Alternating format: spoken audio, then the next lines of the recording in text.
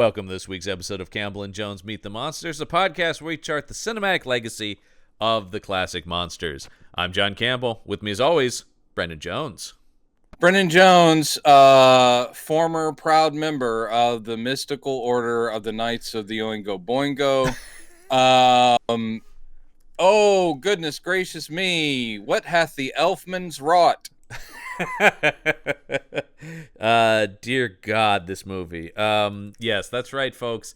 What is it still? Yeah, we're in 98 now. We're in 98. We're trucking through that decade. Oh, weird. Well, at the same time, it feels like we've been here forever. Yeah. Yeah, this is Modern Vampires from 1998. The modern ones. Okay? Yeah. Did you get how modern this movie was? It was crazy modern. I was sitting there going, what? It's Van Helsing, but he's hanging out with some Crips? Oh man. I was forced to put that inflection on the end. Right off the bat. Fucking Rod. I was so embarrassed every single moment for the legendary Rod Steiger in this thing. I was embarrassed every single moment for everybody in this movie. I will say, I think they exactly knew what kind of movie they were making. Yeah, but except for it didn't make it any better. I don't know that I was embarrassed for the main two leads because they're not very good. But I feel Casper Van Dien, and also Casper Van Dien was a producer on this movie too. So I saw that, and this is right after Starship Troopers. So I'm sorry, is this cashing in some clout? Oh, God. Isn't that sad to think about? Now, also in 98, do you remember his follow-up to Starship Troopers when he tried to be Tarzan? Yes, I do. Oh, boy, that was awful. You know why? Yes, it was. Because he's not very good. I'm sorry. No. The guy, I was just talking to somebody somebody But he has a chin that can slice through aluminum cans like a Ginsu knife. As I was watching this yesterday, I was talking to somebody about this, and we were saying the guy had the look. He looks like a comic book drawing. He does. Like a hero, something we often And then talk that about. Tarzan thing, when he takes his shirt off, or, when he is Tarzan, you're like, holy hell. Well, that's what we were saying. We were saying the Tarzan movie, you're going, visually, got it. Makes complete sense as Tarzan. And I do think the best use of him is his best movie, which is Starship Troopers, where he is kind of a lunkhead in it. Yeah, I think lunkhead is not a stretch.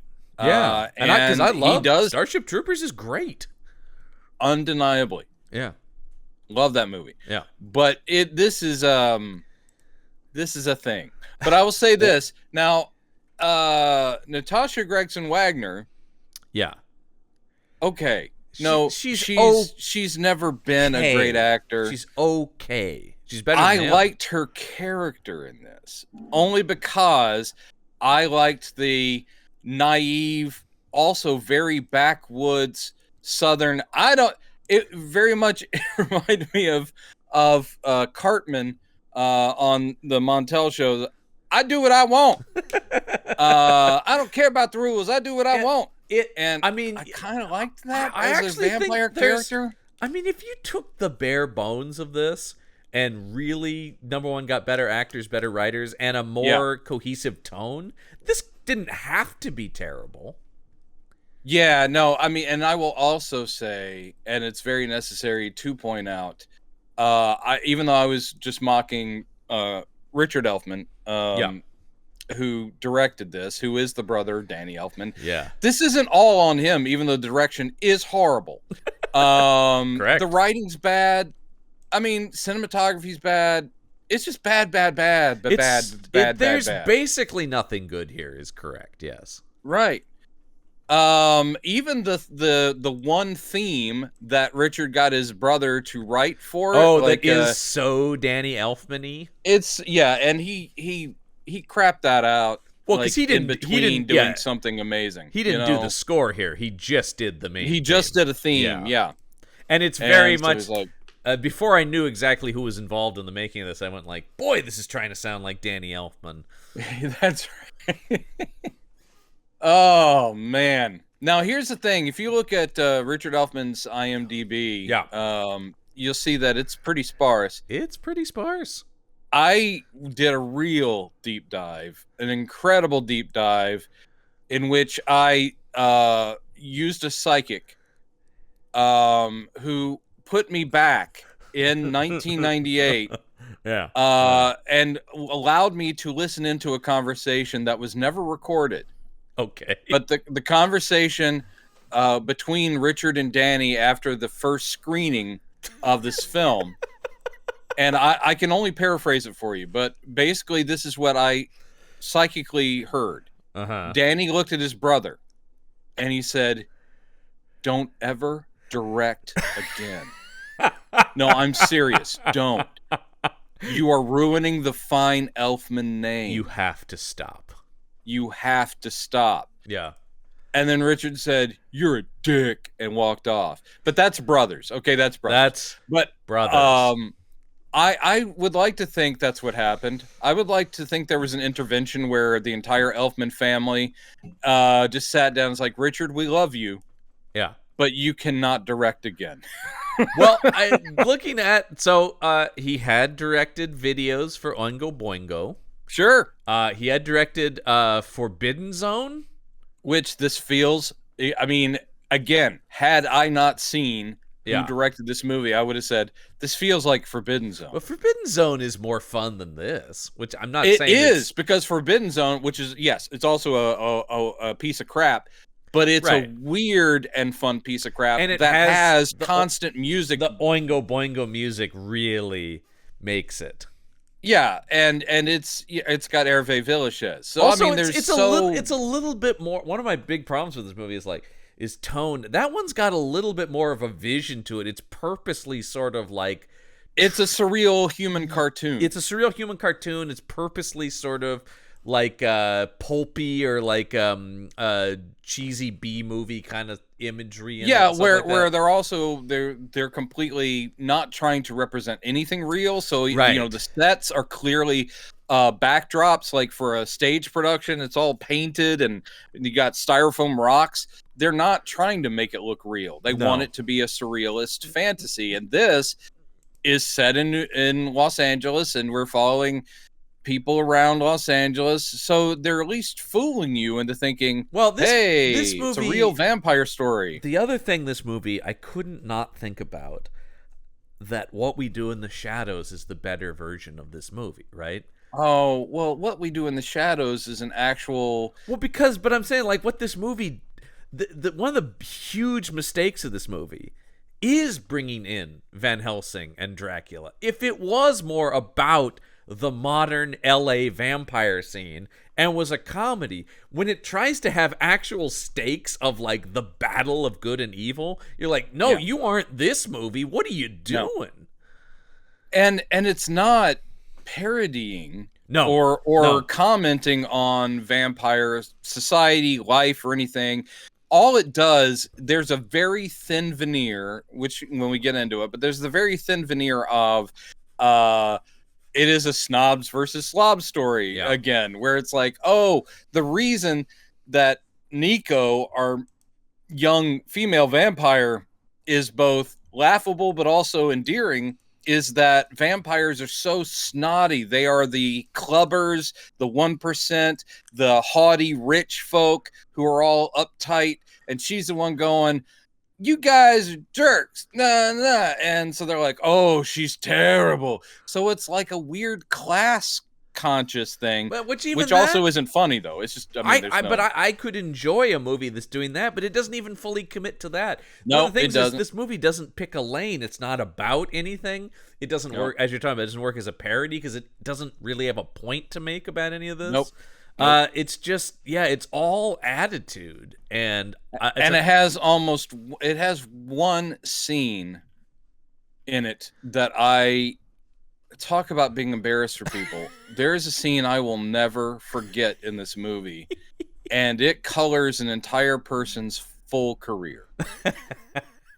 I think a hate crime. I can't wait to get to what that scene is, because I don't off the top of my head. Now I may have been a little checked out watching it yesterday, I will say. Yeah, I know you with your edibles. Yeah, I know, man. But I will also say the other thing, this movie, I remember seeing so many movies like this around this time. There were a lot of these indie comedies that were sort of too cool for school kind of hip. I mean, they're also sort of in the shadow of Swingers. I feel like some of that tone is here now with the vampire thing on it. But also, again, more of the Tarantino spill off. Sure. I will say that this is I did get that as well, and it also helps that it's LA of the 90s. But yeah, I think that sort of thing was like everybody was like, oh, I say the Swingers thing is sort of like a lot of people went like, oh, I can make a movie about my friends and I driving around LA. Yeah, but if you took Casper Van Dien out of the cast list, I'll include Natasha Gregson Wagner in there, and you just looked at that cast. Good. You would immediately think, well, good, yes, but you would immediately think like, oh, definitely that's an indie flick from the 90s. Oh yes, because yes, it's got that mix of like cult people who are great. I mean, Udo Kier, great, we love him, and he's there, great. And you have Natasha Lyonne. You're like, of course, around that time, she is queen of indie cinema. You couldn't make an indie movie around this time without putting That's her. right. But she like was this locked thing, in. I mean, in a world where the same year she makes Slums of Beverly Hills. Which is kind of, I think, her big breakout. That was definitely the first place I remember. That and what Woody Allen is she in? Oh, is she in Everyone? She's in Everyone Says I Love You. Yeah, there you go. And those were is that 98? That's 96 actually. 96. Wow. Okay. Those were the first two places I remember seeing her, and then of course, but from Slums of Beverly Hills she goes right to American Pie, and that kind of launches her, and of course she's a that's where she goes treasure. Mainstream. She's just a goddamn treasure. I love that. I'm glad she's still alive, because I know she has had a go of it. Yeah, I mean, but she's come back as like this sort of weird, like auteur television actor in this weird way, like writer actor of great, interesting TV with Russian Doll and Poker Face. We like her, and Love Poker her. Face is perfect. Love her. I would say she comes out of this mostly unscathed. She's not in it a lot. because she's in it like a total of 7 minutes. Yeah. Meanwhile, folks, go watch Slums of Beverly Hills, though. That's great. And you've got Alan Arkin, who's one of the... Oh, I just love that man. Oh, I love a lot of the people in this. You've got Craig Ferguson doing everything to try to save the comedy of this movie. Well, you have... this is when I say everyone knew what the vibe was attempting. Kim Cattrall, because, everyone is committing, and they're being cartoons. But the material is terrible. Do what? The material is terrible. Oh, it's the material is everybody's game, terrible. but you just can't. That's what I'm saying. Like, you've got people who I like. I think Kim Cattrall is very good. I think Craig Ferguson is hilarious. I used to be a huge fan of his late night show, which was so weird and specific.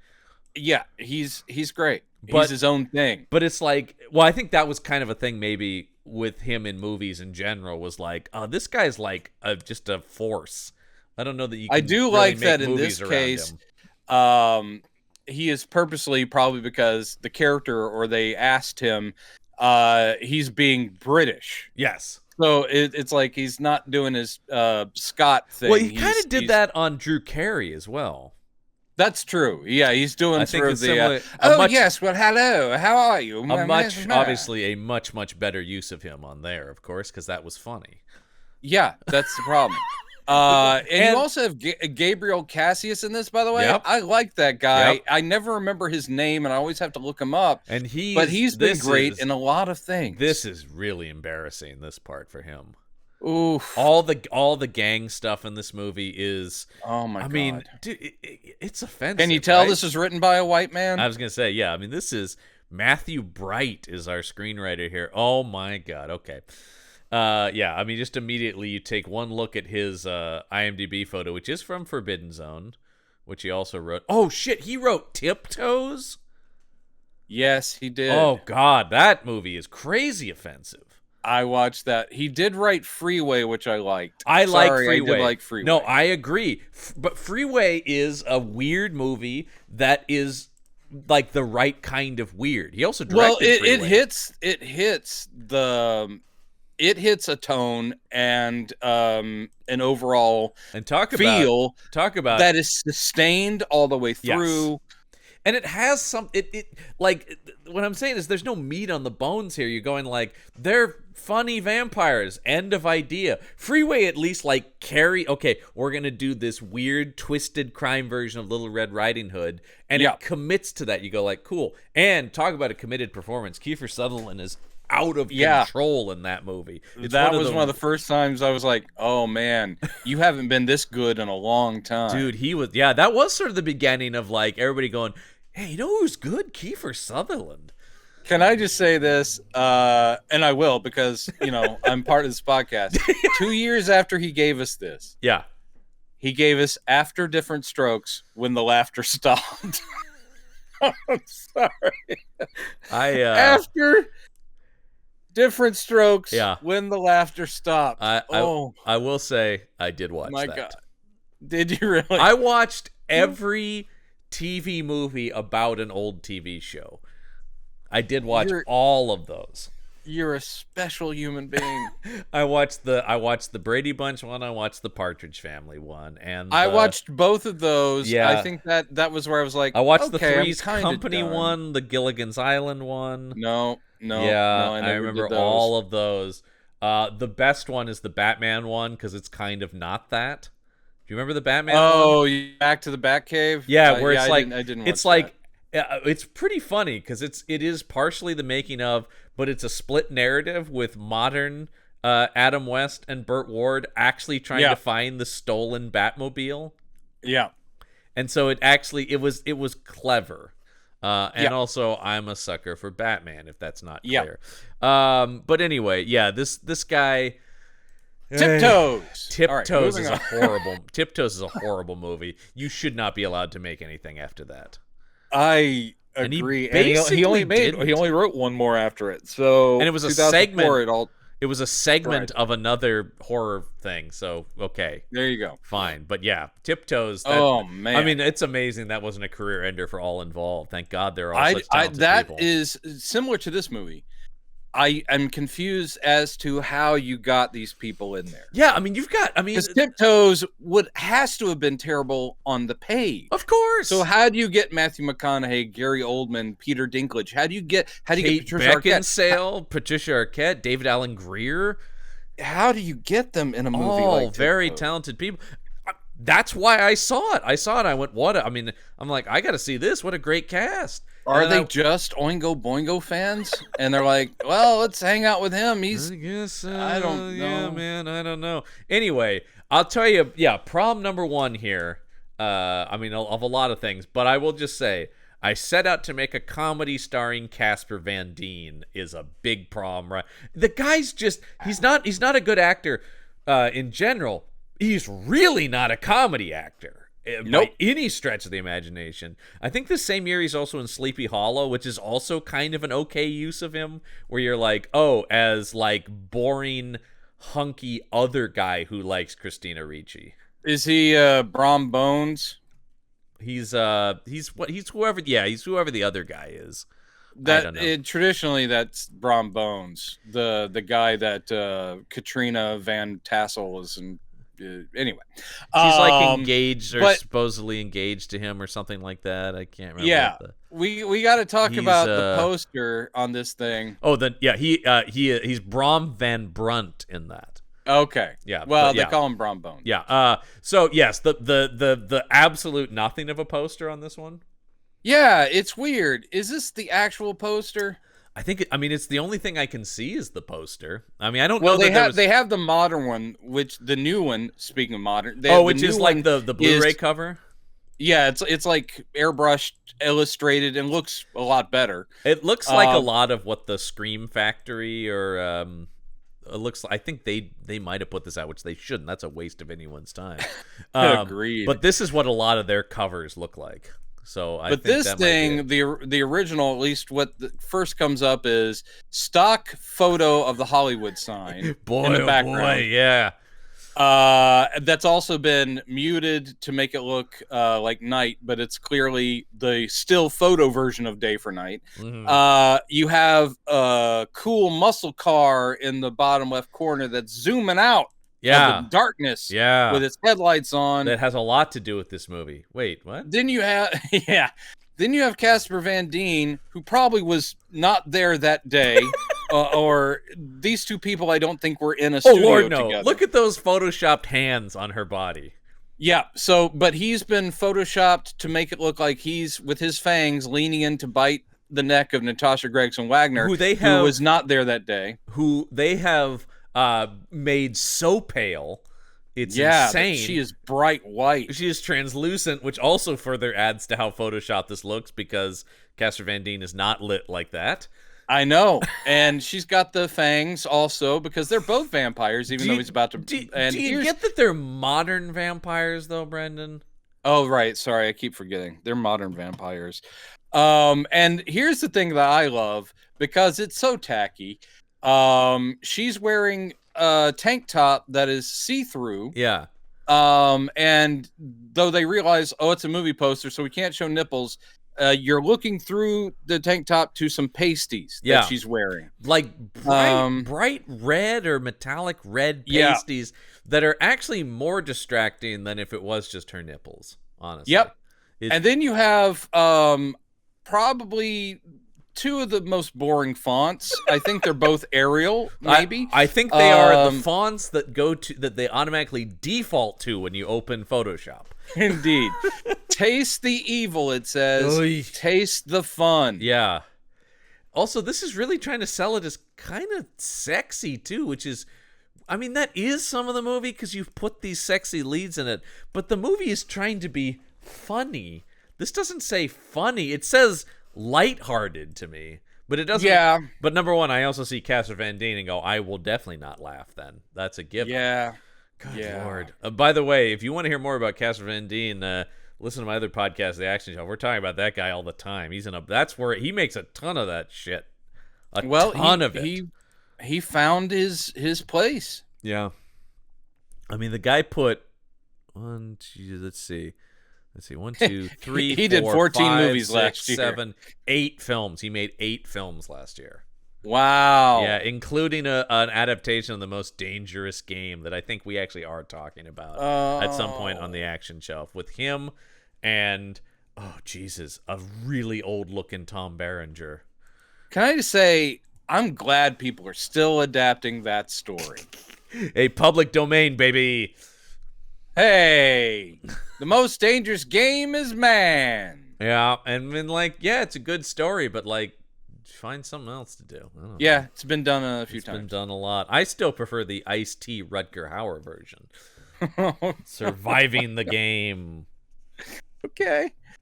All right. That's still the best version, in my opinion. No, you're right. You're right. Once Ice-T did it, do we even need to try again? Oh all right, so let's go. Let's start this movie here. Oh, by the way, speaking of fonts, when this movie starts, I was like, oh no, were they serious? Because again, this isn't an Arial font that they give us modern vampires and all the text in, but it is a really lame font I'm immediately just like, wow. It speaks to just how nobody cared. All the money in this movie must have gone towards craft services. By the way, because this looks terrible. Budget of $2 million according to IMDb. That's these a lot. People, I know, especially when you're considering for this kind of movie. But it's when you're considering this cast. Yes, I'm amazed that they were able to make it for that little. Saw no theatrical release in the United States. No, it was released direct to DVD. Yep, and I think on Showtime maybe or something like that too. Nice, something like that. There is an unrated version. Which apparently features more gore. I don't know. I think that's the one I watched. Approximately 11 seconds. I don't know. Where did you watch this? I watched this on Roku. I watched this on Showtime on Paramount Plus. It's probably the same version. I don't know. I couldn't tell you. Well, I mean, did your version have the sawing off of the head scene? It sure did. It goes on for a long time. That's probably. Then I think we probably did see this version. Okay. And once again, it's a difference of 11 seconds, and all it is some alternate takes that show more blood. There you go. So, I have no idea, but whatever. Who could care? And that's the other You thing, know, too. when I go to I will sleep say- at night, you know what I hear? I hear Rod Steiger's voice going, "Strike! Strike!" Jesus Christ! Strike! Can you have Strike! can you have an Academy Award taken away? Was Rod Steiger's Academy Award taken away from after making this movie? Because Jesus, the whole, I mean, it's always the sad thing about these guys, right? That like the last 2 years of his career is just garbage. It's just garbage. I will say this though, they got their $50 or $60 worth, however much they paid him, because he does completely commit. He does. I mean, the guy, I don't think knew any way other than to commit, right? Like When they said, "Excuse me, very old heavyweight man, will you take your shirt off at the end of the movie and be stuck in a box with this weird contraption?" And he's like, "You got yeah. it." Yeah. Oh man. Oh, I have no shame. No, and I love. I mean, who doesn't love Rod Steiger? Come on, Rod man. Steiger. Talk about someone who was their own thing. That guy. You can't mistake him for another actor. No, come on, man. And I mean, In the Heat of the Night is just one of the best movies ever. That's I know that's not a hot take. But it's just great. It's just a fucking great movie. Pawnbroker. Yeah, Pawnbroker on the waterfront. On the waterfront. I love Duck You Sucker. It's an underrated gem, man, of a spaghetti western. Like, that's no way to treat a lady. I mean, this guy was. I mean, but I'm looking. Even the same year, he still did a Simpsons guest appearance. That's very funny when Homer joins the Navy and he's the commanding submarine officer, and he's very, it's like you get things like, "Is the poop deck what I think it is?" I like the cut of your jib, Homer. Like it's funny, man. He's still, but like he's also doing Shiloh 2. Yeah. Oof, man. He was a working actor who cashed those damn checks. He's my in friend. Carpool with Tom Arnold. One of the most underrated comedies. I would say the unsung gem in the Tom Arnold filmography. I don't know. I mean, when you have classics like The Stupids or Big Bully, yeah. Man, how did that guy get so many turns at bat as a leading man? I don't understand. Tom Arnold had like 4 to 5 that people vehicles. have for his turn in True Lies went really far. Dude, he is great in True Lies. He is. It's always that thing. I love anytime he comes up, people go like, "Oh, Tom Arnold." Although he was really good in True Lies. And it was like James Cameron figured out the one way to use this guy. And from that, we got 4 to 5 more Tom Arnold vehicles, all of which are unwatchable. We want to keep talking about that, but we must go to because Los Angeles. I was about to spend the next hour talking about the McHale's Navy movie he made. But okay, sure. Jesus, no one did oh shit. I hate when I'm about to make a thing go, wait, no, the thing I was about to say as a ludicrous joke did happen. Yeah. Because I was like, I'm still waiting on a Sergeant Bilko, and it's they made a Sergeant Bilko movie. It was better than the McHale's Navy movie. I didn't watch it. There's a lot of Steve Martin's filmography where I go, I can't. I can't with the Pink Panther. I can't with Bilko. I will say Bilko is less embarrassing than Pink Panther. Bilko is harmless. I wouldn't say go out and see it. It's harmless. I wonder what he was thinking, because he is a brilliant comedian, brilliant mind. Yeah, one of the funniest human beings who's ever lived. Well, one thing you don't do is you don't step into an iconic comedian's character. And then he does it twice. He does it twice. Yeah, it's like, don't follow Phil Silvers, because you're not Phil Silvers. Yeah. Don't follow Peter Sellers, because you're not him. No, I mean, and it's not even that. Speaking of Alan Arkin, you're sitting there going, Alan Arkin. I don't mind a shot in the dark, but I'm sitting there going like, oh, buddy. Yeah. Clouseau is one guy and one guy only. I'm very sorry. Oh, you didn't think Roberto Bonini did a great job with it either? Was that was Trail of the Pink Panther, right? I think, yeah, something like One that. of the Pink Panther was it Ted Wass? Yes. Oh, Ted Wass, God. our new Inspector Clouseau. Oh, God. Jesus Christ. Oh, Christ. Also, the Out of Towners remake, looking at the Steve Martin. What are you doing? Oh God. I mean, anyway, not that that's just like, ugh. Anyway, now we're depressed about Steve. Hey, he's back in a big way though, so That is one of the things that thank made me so God. happy Thank about that show. I God, was it's like, nice to see, and writing yeah, his own material on that too. Oh God, it's yeah, nice to know he's the yeah, guy yeah. still got it. Anyway, let's talk about Casper Van Dien, another comedy great. One of the funniest guys No, I can think I'm of. not talking about him because he totally disappears in this role as Dallas, the vampire. Dallas the Dallas. vampire. Right off the bat, I gotta say, huge problem I have with this movie. These fangs. They're Really? they're omnipresent and affecting people's speech. I like him though. Now here's the problem. I like them only because, and No, they do yeah. pop in and out. Like sometimes they're shorter, sometimes they're longer, but they're placed properly and they're good, proper fangs. But you're right, they do affect, but also this whole idea about like we're secret vampires, except we're all walking around with gigantic fangs protruding from our mouths. I do think there's a lot in this movie that you're supposed to be accepting as that wouldn't work, but it doesn't matter because this is goofy. We're not in the real world, okay, guys? But we are. That's the thing that, like, the movie, it's just like, this isn't a complete fantasy world, because the whole thing is about, like, well, we exist in secrets, and the big threat is we can't let anyone find out about us. Like, really? Because you guys are drawing a lot of attention to yourselves. You really are. They're mad at Natasha Gregson Wagner for drawing attention to them. It's like, you guys are just as bad. You guys are abducting fairly influential and like powerful rich people and draining them. You're just openly having murder clubs. She's just pretending that she's a prostitute and she's killing, like low-life scumbags. Yeah, man. I actually think she's kind of doing it right. Yeah. She's the Hollywood slasher, ladies and gentlemen. Oh my God. Yeah, whatever, man.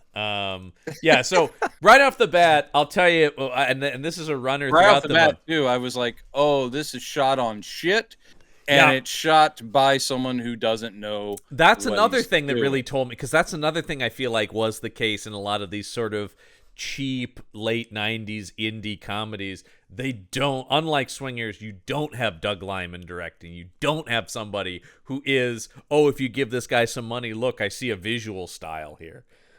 Here, this is, and I remember, once again, I can't even, because I've already forgotten all of them, but I feel like there were a bunch of these movies around this time. Like I said, they're all forgettable, but you know what I'm talking about. I know what you're talking about, and it is a thing. All sort of, because we're still. Linklater was also kind of influential on this stuff too. Linklater, Ed Burns, these were the good versions I'm talking about that people saw and then went like, "Oh, got it." People walking around talking, and then this goes, "Ooh, genre thing on top of that." Tarantino.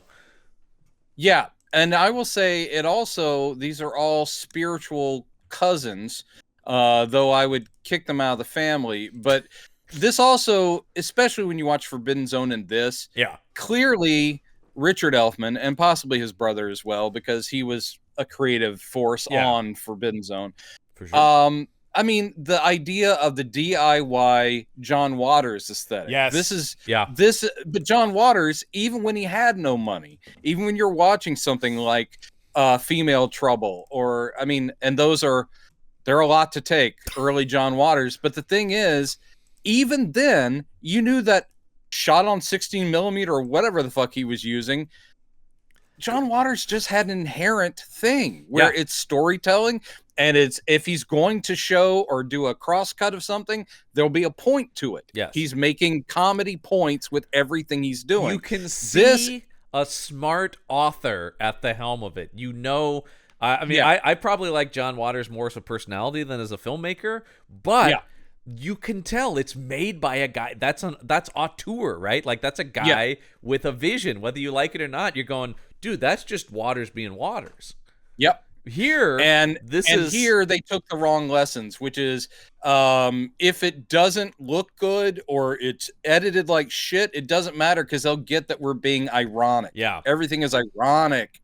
That's the other thing too, and that made me hate every character in the movie and Yep. hate the attitude of the people making the movie, because it's this thing where it's just like, we know, man, wink wink, Yep. and you're just like, and right off the bat I knew that when I'm saying and this is a thing he does throughout the movie, when Casper Van Dien's driving around in his car and he uses his fang to poke open the cigar, I was like, Yeah. oh, it's this movie. I mean, it was kind of the movie I expected it to be, but I'm going like, and then later when you get him brushing his teeth and then filing the fangs, I'm going like, yeah, Yep. it's all postmodern garbage. Yep.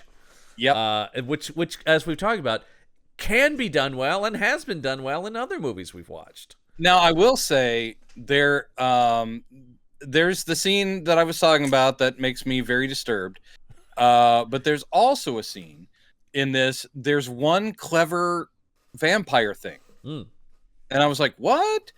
Because I didn't expect any clever idea in this movie whatsoever. No. And it's not even revolutionary. I think I've read about similar things, and I just hadn't seen it in film before. And that's where they are shooting up one of their victims. Yes. With opium, or heroin or whatever. Yeah. And she is not being bitten. Instead, they have like a transfusion device going into another woman vampire. So, and that's Kim Cattrall. She's basically getting laced blood. Yeah. And so it's like this orgasmic thing where she's like, oh, that's the stuff. Oh, and I was like, okay, I like that. One little bit. Thank you and good night. But that also speaks to part of my problem with the movie is these vampires are so evil, yet we're supposed to think they're funny.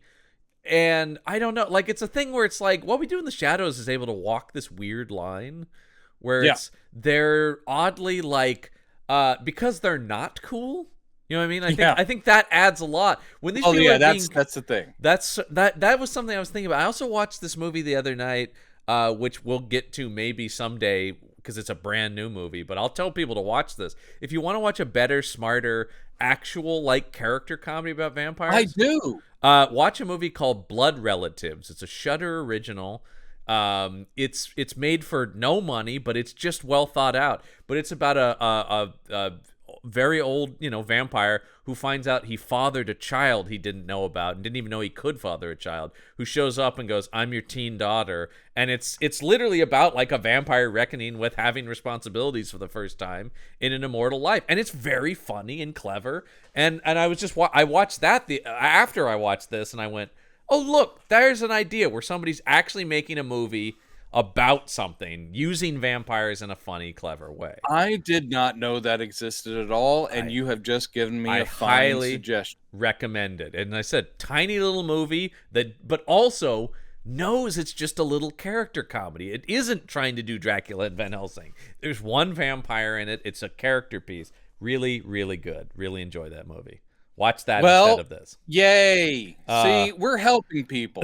That's what we're here to do. We're here to help. So, hurt. Casper Van Dien's driving around smoking cigars. Meanwhile, Natasha Gregson Wagner, Nico, is walking the streets as a prostitute. But of course, as a guy picks her up, they drive into a back alley and she cuts open his throat and starts drinking his blood. Yeah. Now, here's the thing, and this is, I think, what they're going for, because I think other actors in this are doing the same thing. I think Elfman said, every time you drink blood, and he says this to all of his actors, he really does go for, like, I want it to always be, like, sex. Because we see it later with Craig Ferguson when he's drinking blood. Everyone's like going, ha, ha. Yeah, and when she's drinking blood just from this random guy who goes, aren't you afraid I'm a cop? And she's like, not really. And then she bites his neck. Then she's like, like she's really panting while she's draining. Yeah, and that's one of those things where I'm going, is that funny in his mind? Is that funny, or is it just his take on vampirism? What's going on? That's not a new take on vampirism, but it's certainly the least subtle take we've seen of it. Yeah, it's not very subtle. I'm going to give you that right there. Nor is this entire movie. The other thing we get a lot of is vampire hissing in this movie. A lot of vampire hissing. We go past hissing, and basically what it is, and I really love later, by the way, there's a lot of scenes where ADR, oh god, they just didn't care. Yeah. It's like, Is someone's mouth moving? It doesn't matter. We're just going to lay this in. But in the case of this, specifically with Nico, Yeah. Yes. Oh, yes. it's not even hissing. They're putting in cougar. Well, yeah, they screeches. do that in addition like, to Row! yeah, Row! And I'm like, oh, because it's Christ, supposed to be no. she's young and uncouth, so she's more Yeah, animalistic. she's an animal. But there's also just a lot of people hissing at each other in like yeah, in like a and I mean this in both senses of the word, in a catty manner, right? Like where it is like, you said something mean to me, so I'm gonna bare my fangs and go yes. and you're like, Jesus Christ, that's not funny. And also, once again, embarrassing to watch people do. Kim Cattrall, I really felt like she's really going for it because she is not a subtle actress, never really has been. No, but and used she's great. I like her. I mean, look, man, we're talking about Star Trek 6 as Kim Cattrall. So believe me, What was her character name? I can't remember. You're talking about Valeris. Thank you very much. Yes. And I did think she was a very good. She was great. Half Vulcan, half Romulan, right? Yes, correct. Yes. And of course, spoilers, traitor to the Federation. Yeah. And in the original script, it was supposed to be Saavik until Paramount was like, no, you can't make Saavik a traitor. Nice. Yeah, they were like that. No, fans won't like that. I agree with that. I agree with that too. You also get one of the most disturbing scenes in any Star Trek thing when Spock has to forcibly mind meld with her. Oh, problematic. Problematic, but it's one of those things where it's like, we have no choice, Captain. Yep. So anyway, not the last mind rape we see in Star Trek, by the way. Anyway, look, we'll talk about. I'm not here to, but look, I'm always. Now we have to put a trigger warning on the front of this podcast. That's right, because you just keep saying mind rape. I do, yeah. We're going to talk about Star Trek Nemesis takes it a lot further. All right. So meanwhile, yes, hoity-toity Kim Cattrall and Craig Ferguson are having this art show, and he's talking about, oh well, it's such a shame because the artist died right after painting these. And Kim Cattrall's like, well, how upset could you be? You've made a fortune on him. And it's while they're laughing that his fangs start to poke out. And then the normies, as in normal people, are like, oh, and he's like trying to hide it. Like, that's the thing. I was going to say, what is the take on the fangs? Because they do ebb and flow in size, but they're always present. So why not just fully commit? I do like the descending fangs. I do like the idea that they can retract to some degree, simply because if we're meant to believe that they're walking among society, then it is weird that people are just walking around going, how you doing? Unless they are also able to constantly sort of project a certain hypnotic. Well, then that's fine. That's fine too, but make that clear then. Yeah. Because this movie, I don't think there's any hypnosis in this movie. There isn't, no. No, yeah. And once again, not to keep, but that movie I recommended does some funny stuff with hypnosis and the idea that it doesn't always work, and it's kind of... I'm going to check it out. Watch Blood Relatives. Everybody. It's great. And I just like supporting a little indie movie. And I love Noah Segan, who made it and stars in it. He's great. I don't even know this person. He's in every Rian Johnson movie. He's Rian Johnson's best bud. Oh, is he the guy that's the dude on the island? The dude? Yes, he's the dude on the island. He's the other state trooper in Knives Out. He plays the sheriff's deputy and the pilot of Poker Face. He's an X-Wing pilot. He's literally in every single thing he makes, and now this is his filmmaking debut, and he's the star of it too. He's great. Got it. He's really good. Got it. Yeah. So, so they're doing this, and then there's supposed to be this kind of pervy TV producer who's talking to Kim Cattrall and suggests they do something really raunchy. Yeah. So she's like, "Bring it, big man," and takes him to another place. Yeah. Takes him back to her apartment. Yeah, and she's like, well, take your clothes off. He's like, oh, you don't have to ask me twice. Because when they get to her apartment, Casper Van Dien is waiting, and then she's like, Dallas, it's so good to see you. I brought you lunch or whatever the fuck. Yeah. And she's already got blood on her mouth. So he goes in and is like, all right, and then hops on the I have to the look. creepy dude. So this is 98. I have to. When did Sex and the City start? It's around this time, isn't it? It may have even been before, like 95-ish maybe. Let's see, because I'm just talking about like where is she in her career that she's doing this, and obviously Sex and the City was huge. Believe it or not, folks. Are people familiar with this show? Same year, 98 it starts. Okay. 98. Wow. Alrighty. Wow. So she's about to like sort of have a big career resurgence when she's doing this. Not that her career ever like hit the skids, but that was definitely like a, oh right, Kim Cattrall kind of. Yeah. So yeah, so they're laughing it up and biting this guy, and it's hilarious, I guess. Yeah. And this is also where we establish, oh, you got a lot of nerve coming back to LA. Don't you know the Count hates you? Oh yeah, he's famously hated by. Now I didn't. Did you think it was actually? I didn't think it was actually going to be Dracula when they're saying the Count, simply because they're always talking about counts and vampire stuff. Talk about Yorga. No, I thought it was going to be Dracula. My fear was because we already saw him. Was he at the gallery? I don't know. We've already seen him briefly. Was he at the gallery? When they're mentioning this? Oh, I don't Oh, remember. no, we haven't. No, we see him later. And then Dallas, they're like, you ought to get out of here. This is at that bar. Yeah, that's because later there's a confrontation with the Count. Yeah, and I'm sitting there going like, oh, no. Is this actor who I like a lot, Robert Pastorelli? But I was like, is he supposed to be Count Dracula? And then when it's revealed he is, I was like, oh, man. By the way, folks, Robert Pastorelli, another guy not to look up his biography. Oh, really? Why? Because he murdered his girlfriend and then killed himself. What? That's how his story ends, unfortunately. Yeah. How did I not know that? Yeah. Well, I mean, never proven, but he was the prime suspect in her murder and then shot himself up, drug overdose. But oh my god! Right around the time he was the prime suspect in the murder of his girlfriend. So oh, that's horrible. Yeah, I enjoyed him as an actor and really liked him. Didn't want him to be Dracula in this. Yeah, but I mean, he was Eldon in Murphy Brown, and that was great.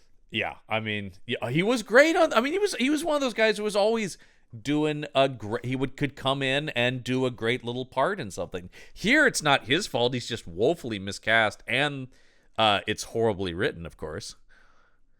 Jesus. And he's a terrible judge. Yeah, his story ends very, very dark. All right. Well, anyway, yeah. So back to this comedy in quotes. So yeah, so let's see here. All right, let's get to Rod Steiger, who's trying to check into a hotel or something. What is he doing? He's looking for people, and he gets boy. Immediately, I was like, I went, oh god, this take on Van Helsing. Because don't you want Van Helsing to be kind of a bumbling, doddering old man who's going? And then by the end of the movie, revealed to be a Nazi. That's great.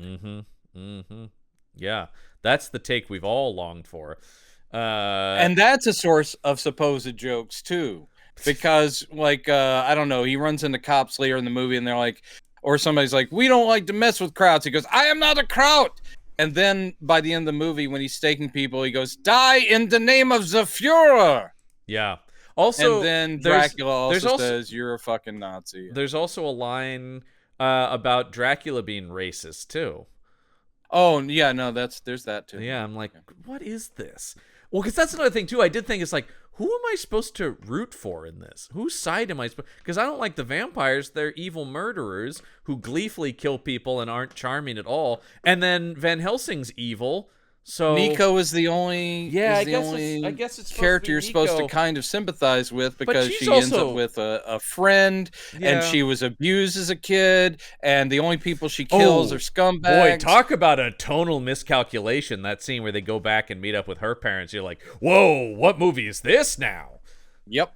That's the thing. Yeah, the tone of this thing is a mess.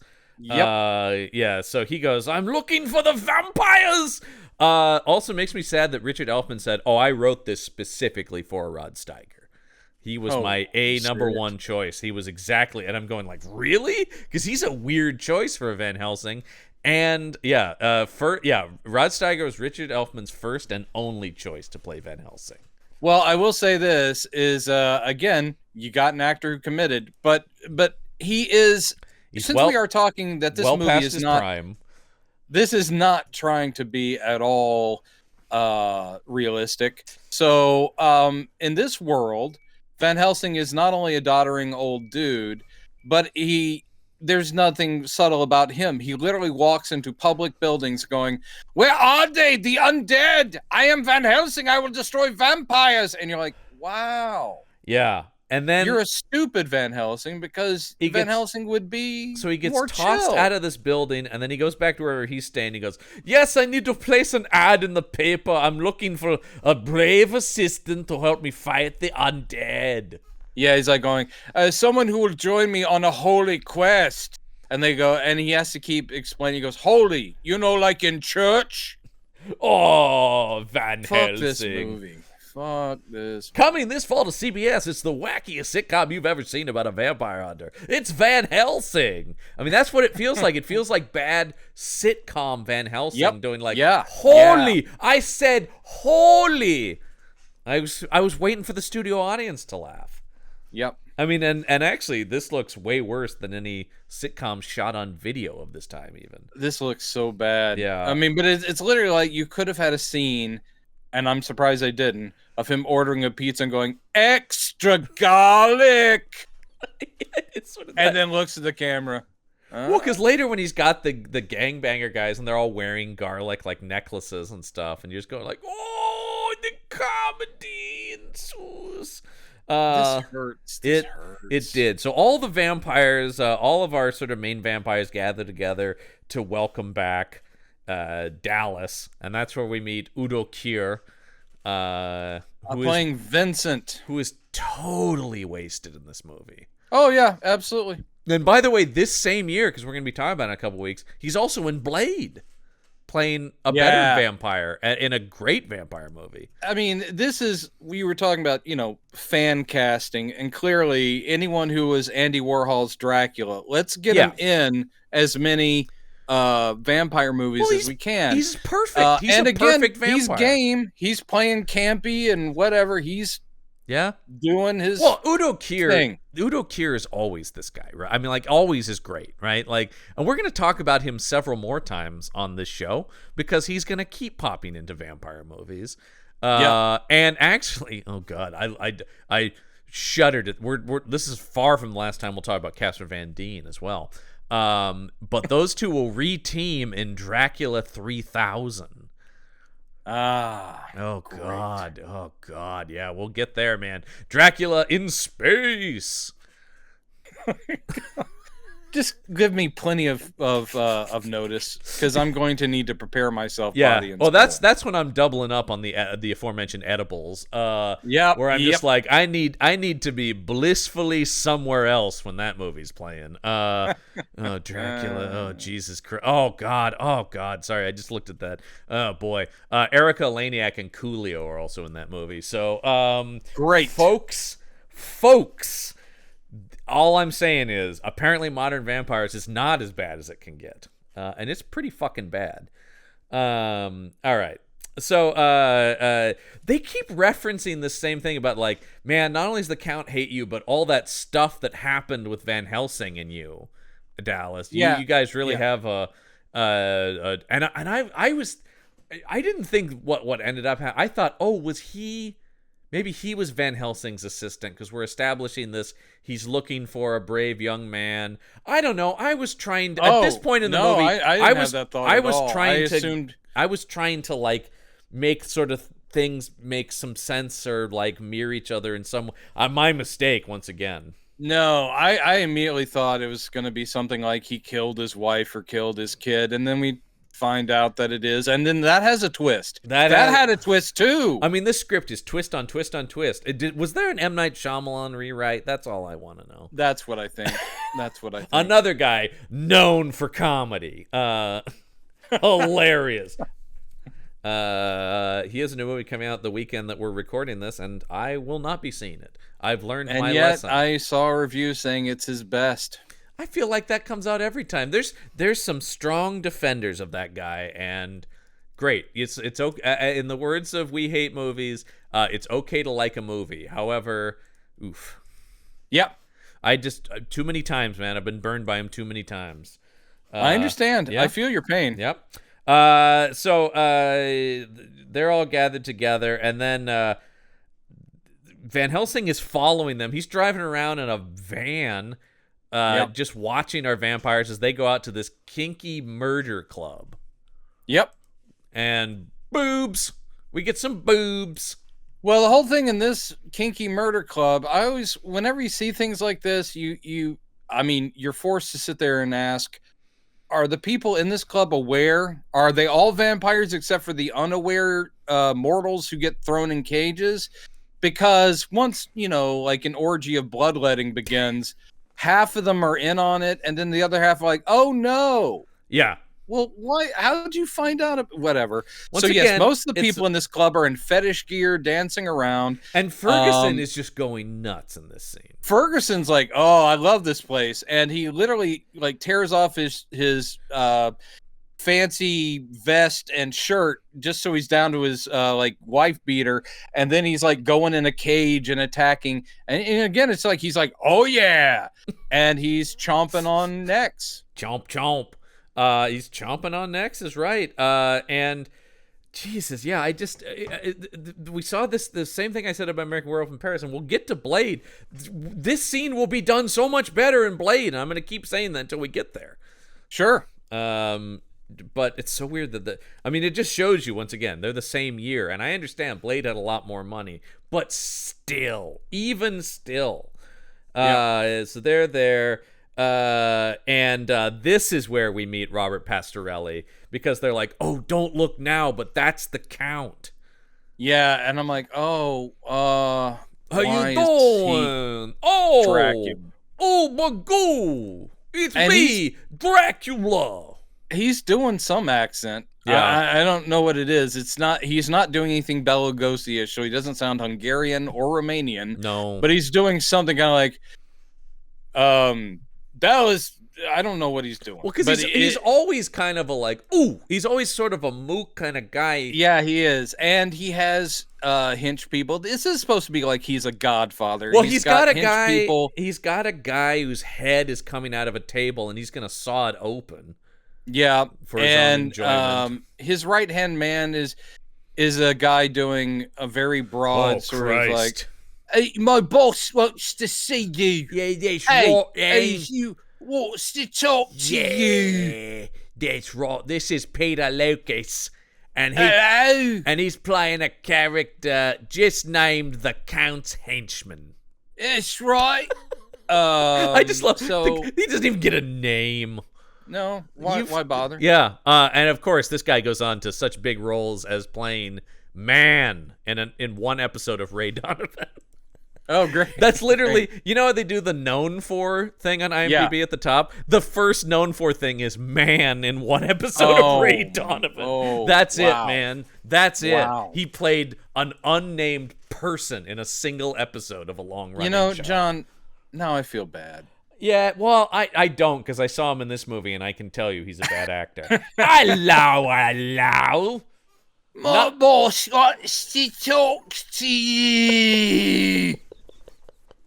Still can't believe I was passed over for that. There's part. Also a terrible scene later that this just reminds me of, because that accent, where Craig, and I don't know if this was improv. It was probably written, but he just goes, yes, have you ever seen any Christopher Lee movies? And the guy goes, you mean Bruce Lee? Yeah. That's one of those things where I go like, is that even a joke? I don't even follow. Whoa. Wait a minute, John. You just told it wrong. I was fucking laughing I don't have an ass anymore. I'm actually standing right now because gone. My ass is gone. Yeah, you're waiting on a transplant, right? You're hoping to I'm waiting for an ass transplant because that joke made me laugh my ass. Okay. I can't even keep up that stupid. It just leads me to the Gary Shandling impression of my ass. It's just embarrassingly stupid. It just is. I mean, I'm going just like the joke is two actors had the same last name. Yep. That's a joke? Yes, sir. In this movie, apparently. Good Lord. So yeah, this is where he's like, you gotta love, I don't understand any of this, but Count Dracula's just like, I'm still gonna give him this kind of, might as well have Andrew Dice Clay playing this part. It'd be the same effect. Yeah. Except, I mean, it's Andrew the Dice same Clay attitude actually, and delivery. a weird, True. a surprisingly good actor himself, actually, though. The Dice Man is a solid dramatic actor. He really is. He was really good in A Star Is Born, also a movie you'd be better off watching than this. Yep. He goes, you Dallas, you know I don't like you, so I'm gonna give you 72 hours to take in the sights, and then you gotta take a hike. I'm like, oh, classic Dracula right there. Yeah. Also, we know that the Count is not happy with the Hollywood slasher, who he doesn't know is Nico. There's been a lot of talk she's about. in danger of exposing vampires. Says the man who was openly cutting open someone's head in a club a second ago. Even if you believe this, even if still, man, you're telling me they're dropping. This is that same From Dusk Till Dawn thing. They're dropping it's like this how many people bodies? are dying every night. Yeah, I mean the police are on about a couple Johns getting killed. Yeah, in cars. Meanwhile, there's mass murder happening on a nightly basis. Even L.A. would have taken notice. Even Los Angeles would be like, whoa. What is the spike in missing people? And there's no thought put to, like a lot of vampires, where it's like, oh, they're killing homeless people or people that won't be noticed or something like that, which a lot of vampire things do, because they instead, there's just not these upper class vampires. They're only attacking other upper class people, apparently. Well, the other thing they're doing a lot too, which I was really surprised by, is the amount of gunplay in this movie. So regardless of the amount of people they're killing, they're also just constantly shooting up this city, which you would think would take some notice at the very least. No, not in LA, man. Is that meant to be sort of a, hey man, in LA people are shooting every night? It's kind of true. Or am I giving? Well, yes, I understand, but still, police still do respond to shots fired. They calls. do. They do. Believe it or not, I know. Crazy these days. Believe it or not. If Steiger wasn't there, would we have gotten a Palance? Oh, sure. Yes. I would love to see Palance doing a weird German accent. Well, we got a weird Palance Dracula. We did. Which was terrible. Was yep. Palance still alive at this point? Yes. Asked and answered. All right, so he says to get out of the city. Now we get, this is where we meet our new Van Helsing sidekick who responds to the ad. And oh boy, Gabriel Cassius, who's, I mean, he's a solid guy. We've seen him in a lot of things. He's great in Black Hawk Down, by the way. But he is, man. And I mean, that's the thing. He was on 24. He's been in everything, man. This guy's But been here in at this everything. point, he is asked to be a weird white man written comedy version of a gangbanger. Yeah. He's a Crip. But he shows up as like, hey, old white man, you wanted someone to join you on a holy quest. I guess I'll be your dude. Man, the year before this, he does Buffalo Soldiers with Danny Glover. This is a huge step down in terms of like prestige historical movie with big, well thought of actors to horribly but here he racist is dealing caricature. with Rod Steiger, Academy Award-winning Rod Steiger. Yeah. We're talking about Danny Glover at the height of his powers and Steiger at the, Yeah, but here we have him saying like, oh wait, what's his dumb name? Oh, well, his dumb name, because of course I have to look it up because I didn't remember, is I remember Time the other Bomb. guy's name is Soda Pop. Soda Pop and Trigger, I believe, are the other ones. Oh yeah. And he is Time Bomb. Time Bomb, that's right. And Van Helsing's like, your name is Time Bomb? He's like, yeah, I'm a Crip. He's like, okay, I don't know what that means, but you will do this. Do you believe in vampires? And he goes, well, I've seen movies. I've seen the movies, man. And he's just like, look, I'll smoke whoever you want if you're going to pay me $1,000. Because he goes, I will pay you $1,000 a week and an extra 1,000 for every evildoer we kill. Yeah, and so he's like, damn, I don't even care if they're real vampires or not. I'll kill whoever you want for that much money. Oh, it's good. Yeah, I know, right? Just Oh, like, another great depiction of young black men as violent criminals. That's what society needs. there's worse to come. Oh Anyway, yeah, we're no, not there it's yet. like you Time Bomb seems like a nuanced character compared to some of the guys we're about to meet. Time Bomb actually is a likable guy Yeah. until the other guys show up, and then they become stereotypical. We're drugged out of our minds or drunk, and that kind of thing. And Yeah. And then, we're vampires, the ultimate high. oh, Good Lord. Oh, I now know what scene you're talking about. I think you know which one. Oh, I'm God. talking You know what? I had already got it out of my mind. It's a scene, though, that I couldn't believe was in a film at all. All right. Yep. Meanwhile, we keep cutting back to Van Helsing's trauma dreams, which we, of course, will, spoilers, find out is him having to stake his own son. Yeah. Can I mention? Okay, we do get cutaways, and those are all in black and white. His trauma dreams. Yeah. And the black and white footage somehow looks worse. Yeah, that's true. Usually black and white can kind of smooth over some of that stuff. Here I'm going, oh, this is actually the worst footage. But we have neglected to mention so far that every time a vampire bites someone in the neck, we get a I don't even know. We get some sort of video montage of nonsense that I hated. It's like first it's like a fast like neon motion lights, and then it's landscapes. It's like and a time lapse sunrise going real fast. And that's every time they bite someone's every single time, to the point where I'm going, I don't understand what this means. Like, I don't if understand they were what doing this means, and I don't like it. And stop. That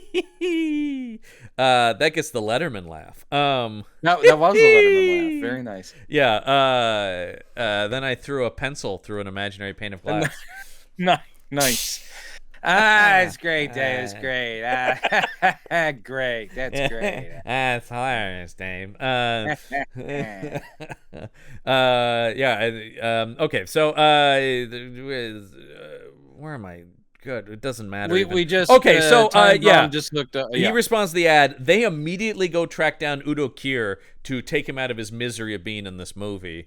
For an extended. Once again, this is also where I'm going, is this funny? This extended, very gory death. The thing is that basically Vincent is like, oh, it's you, Van Helsing, and I'm not afraid of you. He's like, you should be. I'm going to kill you. And then is the idea that he's just too old, like he's about to stake him, but he's like, oh, I can't. Oh, and so you're going to have to do it, Time Bomb. And then Time Bomb's like, all right. And that's where you have Rod Steiger sitting there saying, strike, and that goes on for 8 minutes while he's like pounding the stake into Udo Kier, and he's like, Udo Kier's head goes kind of special effects. Oh, because that's a big thing in the movie, is as the vampires are dying, their true form is revealed, so they're all these kind of shitty looking bat creatures. Yep. And he's screaming, he makes no move really to defend himself, so that's kind of funny. But so it is 8 minutes of that, and he goes, he's too powerful, you'll have to cut off his head. And then there's 8 minutes more of sawing through, and blood is just spraying all over this guy, and there's blood spraying all over. And I know your gore, but this was boring gore. It was boring gore, because also I'm going like, what am I supposed to? It's not too. I think of a scene I do find very funny in a movie I know we don't agree about, which is Dracula Dead and Loving It. But the whole joke in that is when Stephen Weber stakes Lucy in the movie. It is a substantial, insane, non-stop fountain of gore. Yeah, I mean, no, there are moments that are kind of funny, and that is funny. And like they think it stops, and it's like, oh dear God, as it comes up again, you know. Yeah, I mean that's taking something to an extreme for comedy, and that's what I'm going like the classic SNL sketch with Dan Aykroyd as Julia Childs. I've cut the dickens out of my finger. Cut the dickens out of my and the idea is that the blood will keep going, and it's ridiculous. And that's how you can. And What We Do in the Shadows does stuff like that too, where the gore is comedic. But here I'm going, the gore is over the top, but not. It's almost still kind of too realistic to be funny.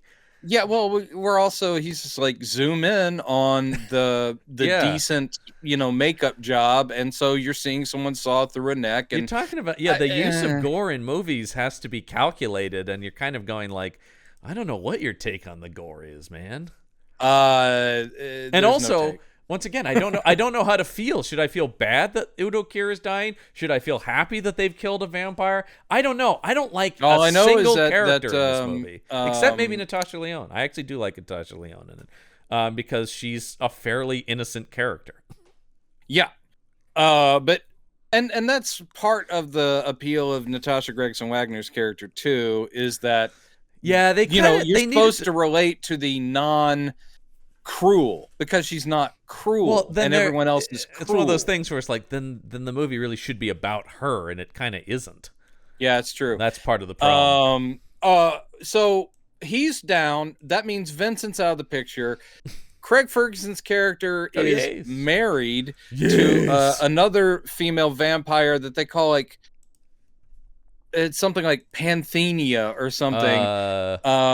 And she's been pregnant for 120 years. That's the gag there. Natalia Andrichenko.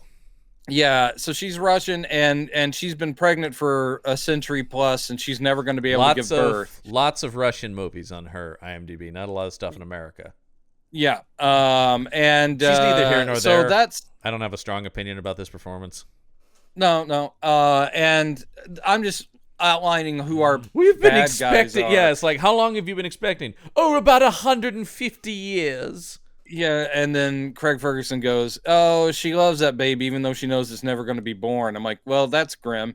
And then of course it is, but it isn't. That's the thing about the movie is like, this is trying to be a dark comedy, but it's never dark enough or funny enough. Yeah, and then it's all about and the other person in their party is Samantha from Sex and the City. And she's a real Samantha in this movie. She is a real Samantha. I did think this is sort of, weirdly, a more exaggerated performance of a very exaggerated performance. Because Samantha's a pretty exaggerated well, one thing, character. her character is German, and her German isn't necessarily bad. She's just doing it to such a cartoony extent that I think in her head, Kim Cattrall thought she was being Madeline Kahn. Yes. I honest to God think she thought she was doing Blazing Saddles. I don't know that in a better movie, the better script, Kim Cattrall couldn't pull that off. Kim Cattrall is a talented actress. Yes, and she can be very funny. She was and very funny. Sexy and all those things. Absolutely. But here, she's one of those people where it is sort of like, she certainly has had a big career, but it's sort of like, I don't know if she's ever been, Sex and the City is a good utilization of her. Sex and the City, that's the thing. Yeah, you go like... But you get one phenomenon in your career, and that was there you her go. phenomenon. And now she's doing How I Met Your Father. Well, because somebody's got to do it. Yeah, work is work, man. Let's try that again. Because we all know that just doing a new version of a sitcom always works these days. And they're now trying to work in cameos from the cast of How I Met Your Mother, which feels How like I Met Your Father. That feels like a desperate attempt in the second season to make people care. And I was a big How I Met Your Mother fan, and I don't care.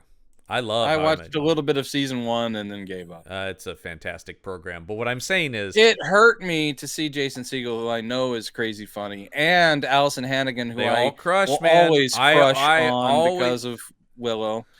Dude, I'm telling you, that show is amazing. But what I'm saying is, even I don't care at this point if they're going to put Neil Patrick Harris in a scene in. That's not enough. I watched the pilot of How I Met Your Father and went, no thanks. So you don't care how I don't care how Hilary Duff meets the father of imaginary children. Okay, all right.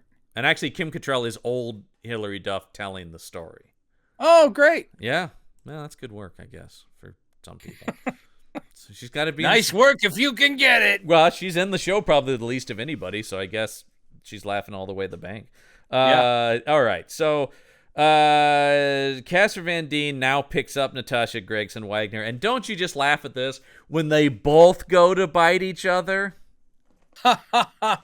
Oh, Jesus. Oh, by the way, when Dallas and Kim Cattrall's characters first met, like when she's like, Dallas, it's good to see you, there is a joke about how do vampires kind of just do an open mouth kiss, because they God tilt their head to one damn it, side, that was tilt their head to awful. the other side, like, oh, we can't because of the fangs, and then they do an air kiss. Oh fuck! Boy, oh boy, oh boy. They both forgot they had fangs. Fuck this movie. Jesus Christ. It is just, you're just going like, man, you've got absolutely nothing. And then it ended. Good night, ladies and gentlemen. I wish, man.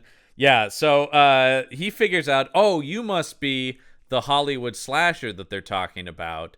Well, he sought her on purpose, so he knows that she is. Okay, so they both. But he confronts her with that. You're the Hollywood slasher, and she's like, "Yeah, what about it? My name is Nico." And she's supposed to be kind of like a hick, like a Southern gal. And she's doing the most convincing. I'm sorry. Oh, it's very convincing. She's very cute, but not very talented. She did not have it. There's a reason she didn't take off. I saw. You know, I love Lost Highway. She has a little part in High Fidelity, which I love. Yeah, yeah. And she's always done, or she's basically does this kind of thing. And she's in, she's certainly worked an ER, a CSI, a House, a Closer, she's around, although she hasn't been in anything since 2017. So no, she ended up producing the documentary about the death of her mother. Which, oh boy, oh boy, oh boy. Really not. Once again, I get problematic when the family's involved and you're going like, pretty sure you know who did it, lady, and you're not. Everyone's pretty sure. Yeah, you know, but when Dad is in it and he's in the documentary, we're not going there, are we? Okay, all right. Nope. All right. Yeah. Well, that's not her dad. Well, it's her adopted father, though. She took his name. So it is, for all intents and purposes, it's Dad. Yeah, and she's not going to point the finger, even though we're all like... Even though he obviously fucking did it. Lana would certainly not afraid to point the finger, though. Aggressively so. Yep. Because it's it's the OJ thing about, like, then what else happened, man? Yeah. Tell me another plausible Robert Wagner theory. will not rest until he finds the stray wave that knocked her off that boat. and he will then take vengeance on that wave. Yeah, you're just like, none of this adds up, man. All right, so but he goes, oh yeah, this is where he talks about the Count's really after you. I got to protect you because if he gets you, he's going to be upset because you're going to let the world know vampires exist. Which, once again, it's just like, this is it, man. This string of murders after all these centuries, this is what's going to finally boil things over. A couple of murders in Los Angeles. Yeah, something that seems like a serial killer killing guys, and that's going to be the big giveaway. That's kind of a thing where I would almost say, and I'm not trying to fix modern vampires, folks. I'm really not, because it can't. No, be. there's that. But what I'm saying is a slightly better story thing that would give some more coherence to this is ditch Van Helsing.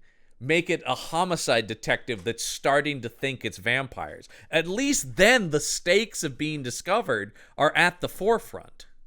You said stakes. I did. I sure did. Because it's like Van Helsing has nothing to do with the killing plot. And even the Hollywood... No. He's the source of so much comedy, John. Once again, the always hilarious Rod Steiger. Old Nazi Van Helsing with his gangbanger army. That is hilarious. Yeah. Oh, and by the way, if you don't think there's a lot of scenes of them listening to rap music and him going, "Turn that racket off!" There's like what 3 is scenes. This you're listening to is horrible. There are at least 3 scenes of that. So, Jesus Christ. God. This movie, man. Oh, all right. God. All right. So Nico we is find living, out. lives, Nico lives in a junkyard. Yeah, but specifically in the empty tank of a tanker truck. I thought that was actually fairly clever. Sure. Because she can close the hatch during the day and no one's ever going to look in that kind of a thing. Sure. And Casper Van Dien's like, "You live in that?" And she's like, "Yeah, what's the matter? You got a problem with that?" She's all filthy. White trash. She's filthy, literally coated in filth. Oh, and that'll lead to more hijinks. Well, because does he immediately take her to control? He sure does. And he goes, "This is the Hollywood slasher," and she's like, "That is a creature. She is awful. She stinks." Which I do think in terms of her ploy to lure men to their deaths, maybe it would behoove her to not be reeking and covered in filth. Yeah. And you would think with vampire power and apparently her lack of concern about being found out, she could easily just break into a hotel somewhere at some point and wash herself. Right. Instead, but, we get the gag is a comedy scene of all these people scrubbing the dirt off of her. Well, yeah, they're doing at certain points in this movie, they are doing a vampire version of My Fair Lady and Pygmalion. And yet again, if you had committed to that, I could get on board. Maybe. Yes, if that was what this movie was, like, I'm going to turn you into a proper vampire, I'm down for that. And that could also be funny. I'm now thinking about doing that. But this movie wastes that too. But here it is. It's like, well, we have to make her presentable. So they put her in a bathtub. We get plenty of Natasha Gregson Wagner nudity in this movie. If you were afraid we would get none, no, we get plenty. It's all I mean, and like you said, she's a cutie. Sure. But you also, I mean, to be fair, you also get that in Lost Highway, and that's a good movie. So yeah, very true. But here, the whole thing of her being in a comically dirty bathtub because the dirt that's come off. It's looks insane. like she's in chocolate milk almost. Yeah, and it's literally Kim Cattrall scrubbing her flesh. Well, first is Casper Van Dien. Versus Casper Van Dien. She goes, "No, you're doing it wrong. Oh no, oh God, ugh." And so then she cleans up, and I do love the idea of like she comes out and everybody's like, "Oh my, she's gorgeous." You're like, "No, she looks the same. She just doesn't have the dirt makeup you put on her." Yeah. Other than that, it's the same woman. Same woman. She was cute before. She's cute now. Only she is less dirtied up. Yeah. And then they're like, "Now we're going to remake you." There's a fashion montage where they go to. She gets a haircut, which clearly she was wearing a wig for the first part of the movie. Oh God, anyway. and her hair looks infinitely worse. I hate this look. The bleach blonde pixie haircut. Oh God. Actually, I love a pixie haircut. Sorry, I don't like the color. I don't like her being like. I think bright. I will say it really depends on the woman, and I think some women really pull it off. Some women don't. It maybe looks okay. We just watched over in the Action Shelf Double Dragon, which has the same thing with Alyssa Milano, the short bleach blonde, and you're like, ooh man, you've done it, folks. You've made Alyssa Milano unattractive. It's very true. Yeah. I remember her look in that movie, but it's everything. It's the clothes she's wearing, and it's everything in that. But what I'm saying is, it definitely speaks of the time, and I don't think it's a flattering look on her. No, who is otherwise a very stunning woman. It makes sense with the DNA she has. So anyway, let's see. So all of a sudden we get this makeover, and then we get a okay, hon, you can kill the annoying shopkeeper woman. Yeah, because they're in some fancy like Beverly Hills type of clothing store, and the lady's being obnoxious, and she comes out and she's like, "Do I look good? You look great." And the lady's like, "Are you guys gonna pay for anything?" And and then Kim Cattrall says, "Okay, you can have her," and then Natasha Gregson Wagner's like, "Yay!" and goes over and kills the lady. And that could have been something too. Also, tears her shirt open. There's a lot of this where it's like exploitation. Yeah, and it's one of those things too where you're like, tears her shirt open, and then it's her breasts are out, but they're coated in fake blood, and you're like, what am I meant to feel about any of this? Jesus. Yeah, the one continuing thing is that Elfman decided, look, if we're going to have vampires attack people, it's going to be animalistic and gross. Yeah. And they're going to pant and growl and do stuff while they're drinking blood. But also, and you're like, all right, so they're consistent. I could also that happens say all the way through. Another consistent thing, if they had just kept killing like snooty or asshole people, I would have understood that more. And they kind of commit to that, but they don't, like almost in the Hannibal Lecter sort of way. Going like, that could have been something, but they kind of half do it. Because that, once again, I'm going like, I understand the satire there, where they have infiltrated the elite to kill the douchebags of society. And then also, that would kind of get me on their side a little bit, right? Like, you'd be going like, oh, cool, got it. But instead... That's a way they could have gone. Yeah, anything to make anyone remotely sympathetic, or at least pleasant to watch. Like they're not even. It's not even that I don't like them. I don't have to like evil vampire characters, but they're not interesting or fun in any way. Nope. Ugh, this movie. do you guys get we didn't like this movie? But by the way, for our if listeners at home, I'm sure a lot of you do this. Will you send us in, because I'm sure you're ticking off every time we go, this movie. Yeah. So please let us know what our this movie count is for this episode. Well, it is one of those movies where it's not as horrifically bad as, once again, in the vein, but it's of the vein of like your Howling sequels or whatever. But it's just bad. It's just like these are talented people who are doing this is bad material. Similar this is bad to kind material of with a great cast. I have a similar feeling to last week's minus movie too. With American Werewolf in Paris, similar thing. Where you go, Yeah. this is just bad. I've seen everybody be better and stuff, and this is just bad. Yep. So, they're trying to figure out, why do you care so much about this girl? And they're like, oh wait, you were the one who turned her, weren't you? Yeah, and it's Oh. supposed to be like this weird secret. Yeah. Because when they figure it out, it's sort of like, I know what it is. I know why it is you look at her that way. It's not because she's a cutie, because she is.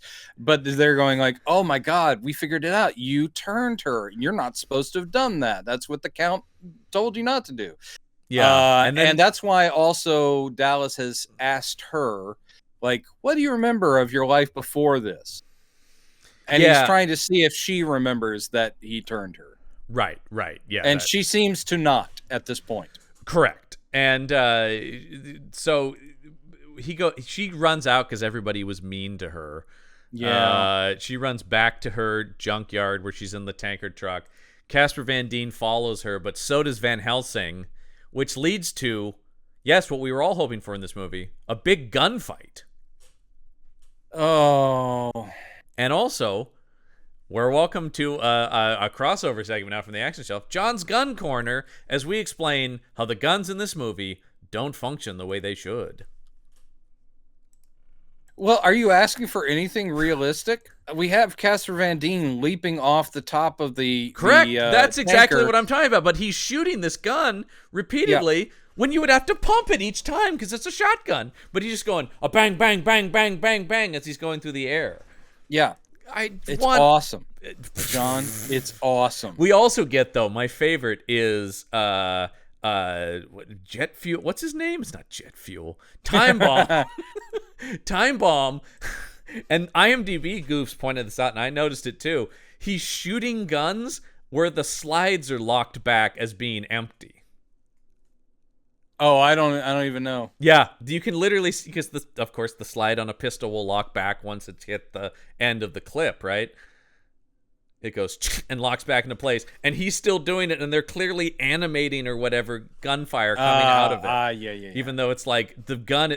I'm just talking about. Well, John, you're talking about a movie that has a competence level. I know. Twice in this movie, people catch on fire, and twice in this movie, you know how a lot of times they'll do a fire stunt with the stuntman who's clearly in has a mask, like a face. What they do is they disguise that by having the person run away, or you're looking at their back. This movie shoves the camera really far in so you can see it's clearly a stuntman wearing a fire suit with a fire mask on.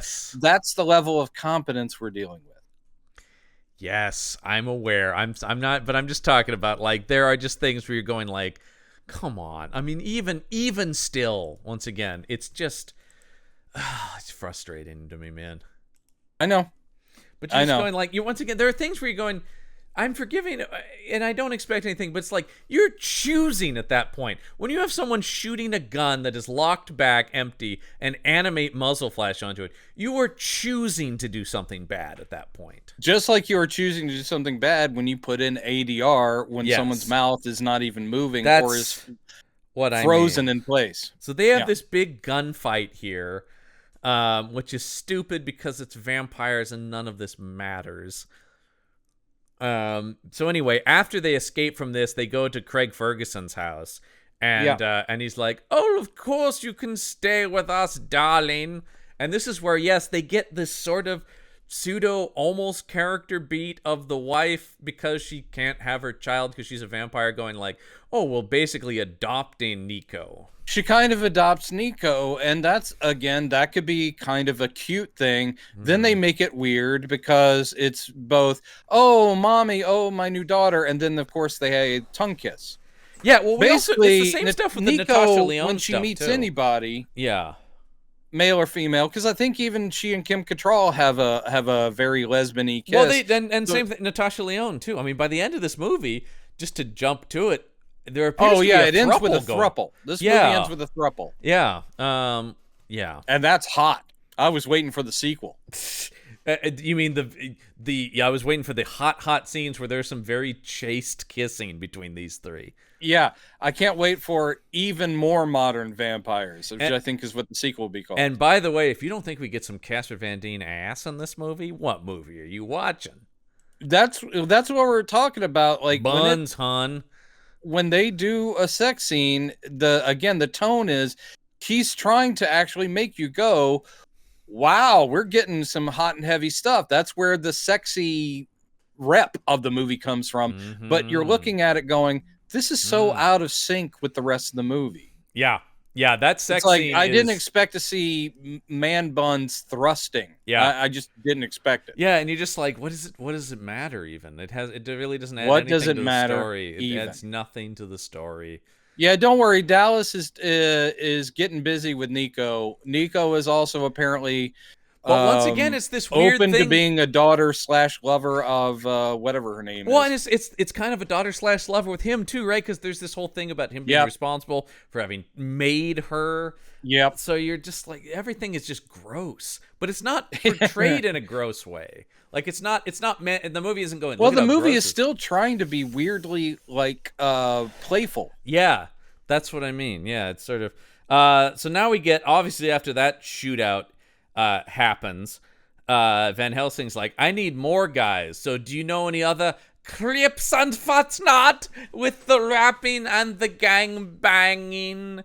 And he does. He does. Yeah, this is where we meet Soda Pop and Trigger. And is there somebody? I think there's another one. Soda Pop, Trigger, and who could forget Lil Monster? Shit. And they call me Trigger because I'm the fastest gun on the street, yow. Oh, God. And folks, if you're like, John, that was a pretty, characterization and a dangerous stereotype. I agree, but that's what this character talks like. Yep. This made me feel, okay, Boys now on the maybe Hood, this is Elfman, not. Maybe Elfman pitched it to these actors, these young actors, is like, hey, this is going to be, it's going to be wacky, like, I'm going to get you sucker or something like that. You know, don't worry about it. I know it's goofy. Just play along. But I'm watching it, and all I'm thinking about is Hollywood Shuffle. All I'm picturing is like, was it the, I'm quoting the movie, but Negro Acting School. Oh, yes. Where it's like, you will learn how to say such lines as, and that's what it feels like it's here. The Key and Peele sketch where Key's the British actor who's going, yo, I'm a bus a cab. And he goes, well, I was trained Juilliard. Yes, and I shall play. Yeah, it is that. It's exactly. By the way, Hollywood Shuffle, talk about a low budget, no money movie that still holds up. Also, as of the recording of this, it's coming out, I think, next month. Criterion Collection of Hollywood Shuffle. Oh, really? Already got that thing pre-ordered. Love that movie. Dinky Dog. Yeah, I mean, God, Robert Townsend's career has been very slipshod, but I will say he started strong. That thing because is a Hollywood comedy classic. It's a comedy classic. And we also talked about it extensively on our Vampire in Brooklyn episode. And I like I'm Gonna Get You Sucker even. I like I'm Gonna Get You Sucker. Yeah, it's very fun. That's what I mean. This stuff can be made fun of, but I do think when you're doing this, it does help to be made by black people. People absolutely. Who have an understanding of what is silly about these portrayals.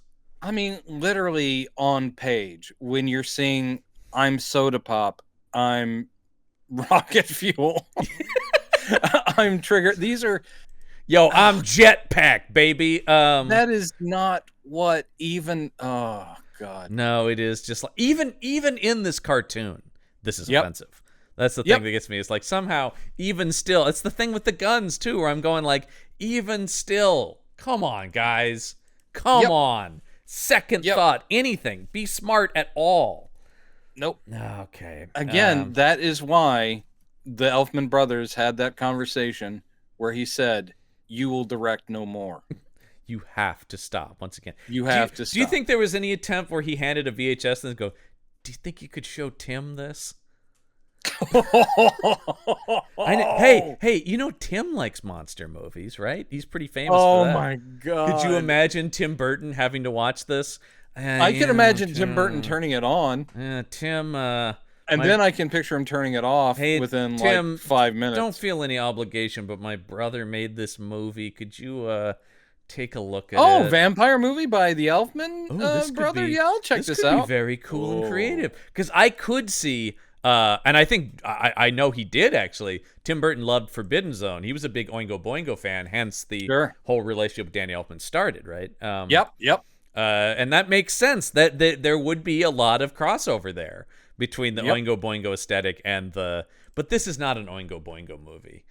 No, despite the fact I wish it had that kind of bizarre 1930s black and white cartoon feel, and this is. No, it's modern, man. It's modern vampires. These are modern vampires, and you're not going to get a single Oingo Boingo song. And then, because it's 1998, we got to go to a hip coffee shop. We do. It's not Cafe Nervosa from Frasier. It's Unsaid Place. It's Unsaid Place. And this is where we get him talking to my friend is a screenwriter. Yeah, this is another normie. He doesn't know they're vampires, right? No, he doesn't. This is the guy he's talking to about as well. And then Natasha Gregson Wagner goes to the bathroom where she meets Natasha Lyonne. Oh, sweet, innocent little Natasha Lyonne, who's 18 the whole thing in is this movie. Oh, God. So essentially, Nico, I mean, she's been a vampire, we find out, for 20 years. Yes. But apparently she's never had a friend. So she instantly bonds with this mortal woman in the bathroom who seems to be about her age, or at least her apparent age. Right. And the thing that cracked me up in this, Natasha Lyonne, as much as I love her, she will always sound like Natasha Lyonne. God. She is not one who can get rid of her New Yorkness. And the deeper into her career, the more it becomes that's what you're paying her for, obviously, right? Like, that she's a known quantity now, and so in that Falk-esque way. Yes, but here's the thing: in this scene, the dialogue is, "Hey, where you from?" is Natasha Lyonne, and then Natasha Gregson Wagner with her white trash thing. She goes, "Oh, around here." Yeah, and then Natasha Lyonne's character says, "Yeah, me too." Yo, so I'm an LA native, baby. You have East Coast gal, Deep South gal, both pretending they are California natives. Yeah, I'm sorry. What? She did. That made me laugh, actually. Where you from? Yeah. Around here. The funniest thing in the movie. Yeah, me too. Yeah, the funniest thing in the movie is thinking that this is is an unintentional joke, because you're just like, what? Because it's like, me too. You gonna put Natasha Lyonne in it? You have to, because it's a 1998 indie movie. Yo. And then you got Dracula walking around going, "Yeah, I'm the Count." She's not innocent, by the way, even though she becomes her good friend. When they show like what Nico is like, I want a life like the mortals. I want to hang out with my friend. That means go hang out with a bunch of skeezy losers huffing paint. And I was like, oh boy. I haven't thought about huffing paint in a long time. I remember that was like all on the news and stuff, where it's like, kids today are huffing paint, the most dangerous things we've been, Yep. That was a big thing at the time. Yep. Meanwhile, Kim Cattrall's all upset because she found Udo Kier's chopped up body, and we get a horrible looking severed Udo Kier head. Yeah, it's garbage. And she literally has to say, they killed Vincent, because the audience would not know what she was holding. Yeah, specifically, remember that guy from earlier? This is him. They killed Udo Kier's character is literally what she says. And all I'm going is just thank God Udo Kier's gone, because Jesus, he doesn't need Yeah, this he in his got life. out easy. Although we did review him in the Far Cry movie over an Action Shelf, and he didn't come out of that one unscathed. I've never seen it. It's terrible. I've never played the video game either. So I like the games. I really like the right. games. But yeah, forget that movie, man. Forget that movie. I've already forgotten it. Good. It's gone. Perfect. So let's see. What else happens? In this What movie? else happens? You know why I can't remember? Because there's no flow to this plot from scene to No, scene. there isn't. And basically, every time we check in with Van Helsing, I wanted to look away because those scenes are painful. Because all it is old man with young guys thing. Like when they're about to do their big attack on whatever the vampire club, or he's like, "What? You people are not you people," but he comes in, he's like, "You guys," and they're all wearing their garlic chains, but they're totally high, and he's like, "You have to wait until daylight, and then they will be powerless," and they're like, "Fuck that, man, we're going now." And they head out. He's like, "Oh, you boys, and we get plenty of cutbacks, flashbacks to him having to stake his son. Yeah. And then at some point, Nico goes, "Why does Van Helsing hate you and the Count so much?" Well, and then he goes, "Actually, it's because I killed his son. But his son was really nice. I liked his son, and he was dying of a disease. So I actually turned him into a vampire to help him," which is something that Van Helsing has not confronted. And I thought Van Helsing would embrace him because he'd be happy that his son was going to, live because of the thing. But he didn't. He staked him because he's a piece of shit Nazi. Right. Great. Yep. You got to love it, man. Well, no, you don't. I did look into the legality of it, and we are free and clear to not love it. Yes. Good. Oh, dodged a bullet there. So yeah, we get but then why does he take her back to the trailer where her mother and stepfather live? I honestly can't remember. I don't know what leads to this, but for some reason. But it's more like it's sort of like you have unfinished business. I want to help you with it. So he finds, and he doesn't tell her. Does he tell her it's his mother? No, she just goes, "Don't you recognize this place?" She's like, "Well, it does seem familiar," because it's sort of a series of realizations for her. Of what it is. And it is a white trash trailer. Open the door, and hey, there's a respected Conchita. Conchata Ferrell. Conchata Ferrell, the who's great actor, late great. Yep. She's but here's an embarrassing thing where she's white trash, and you have Nico going, "Mama, it's me, Nico," and she goes, "My daughter's been dead for 20 years. I can't be my Nico." And then Nico comes in, and there's the stepfather, and he goes, and he's drunk, and he's like, "Get out of here. You're not Nico. She died." And then she goes, "Don't you remember me? I remember what you used to do to me at night." All the messed up sex stuff, she says.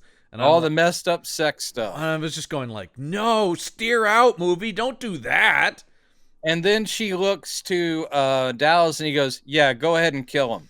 Yeah, and he does. So she hops on the stepdad, kills him, while her mother's going, "No, don't." What is this scene? I know, because there's absolutely no. I mean, I'm not sure that would settle anything for anyone. Disturbing.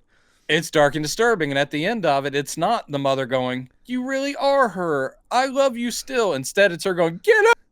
You're a demon. You're not my daughter. You're a demon." So end of scene. And then Nico. And then they go fuck. This is where they go have sex. Then. Yeah, they have sex on top of a car. In this very stylized. There's all the music in the movie's horrible. Yep. Playing as they go bang. Yep. God damn it. They do go bang. Yeah, just bad. Yeah. Meanwhile, we get more goons showing up. Yeah. Now wait, hold on. Now with the more goons, these are Dracula's goons that come out. Yeah, right. They do say that Dracula has like task force vampires, including that British dude. Yeah, because he's gonna get lit on Underlings fire. who go take care of his business. They stake all these guys except for the last guy. They dump gas on him and light him on fire, which is the British guy. Yeah, the British guy gets lit on fire. So that he can spend the rest of the movie in terrible burn makeup. Yeah, apparently that didn't off him. I was surprised to see him back with the terrible burn makeup. I did too. I thought this was the end of him here. Yeah. Of course, he gets lit with the cigar that we saw earlier. Yeah. Aren't you? Oh my God, so badass, right? So badass. Yep.